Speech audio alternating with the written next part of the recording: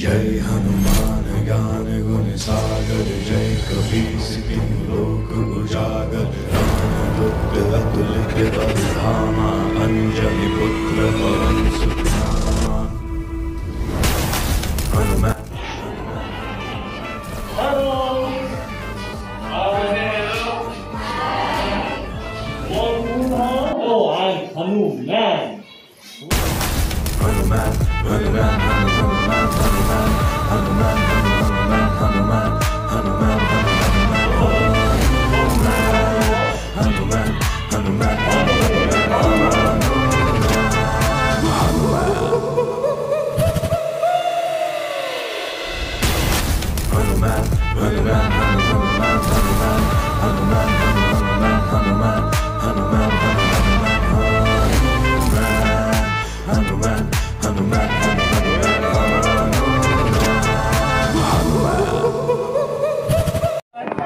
হনুমান নহয়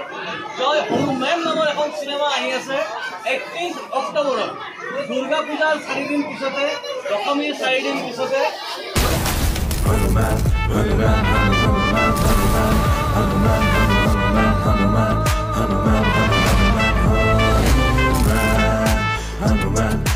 নতুন সিনেমা আহি আছে হনুমান আজি বঙাইগাঁৱত আহিছে প্ৰমোচনৰ বাবে কেনেকুৱা আশা কৰে আৰু কি নতুনত্ব এইবাৰ কাৰণ প্ৰত্যেকখন সিনেমাত আমি দেখিছোঁ হিমাংশু দাস প্ৰসাদ দাস বুলি ক'লে এটা কিবা বিশেষ থাকে এইবাৰ কি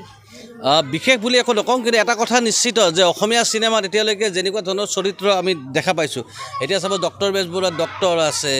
এতিয়া মিছন চাইনাত কৰ্ণেল আছে কোনোবাখন চিনেমাত পুলিচ আছে ইঞ্জিনিয়াৰ আছে চুৰ ডকাইত চবকে লৈ চিনেমা হৈছে কিন্তু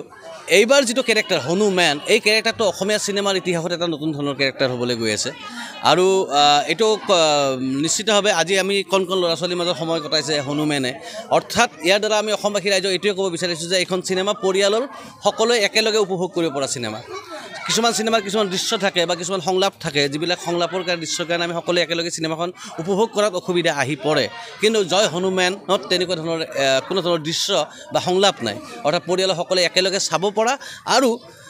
মনোৰঞ্জন ধৰ্মী এখন চিনেমা কিন্তু তাৰ মাধ্যমেৰে মনোৰঞ্জনৰ মাজেৰেও কিছু গুৰুত্বপূৰ্ণ বাৰ্তা আমি ৰাইজৰ মাজলৈকে লৈ যাবৰ কাৰণে প্ৰয়াস কৰিছোঁ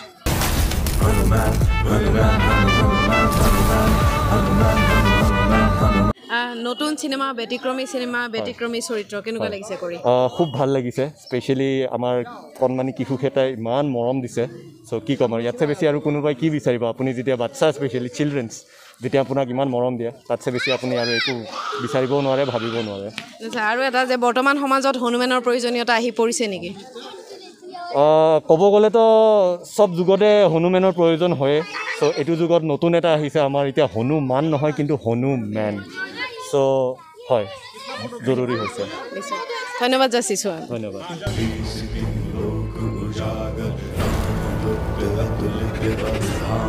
अंजनी पुत्र